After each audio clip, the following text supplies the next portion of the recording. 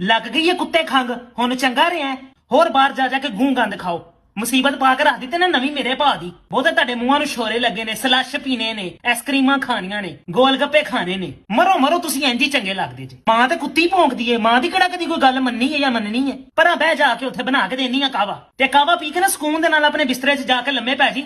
ਮੈਨੂੰ ਬਹੁਤਾ ਤੂੰ ਲਸ਼ੂ ਲਸ਼ੂ ਕਰਦਾ ਨਾ ਨਜ਼ਰ ਆਵੇਂ। ਨਖਾਫਨੇ ਗੰਦੀ ਨਸਲ ਦੇ।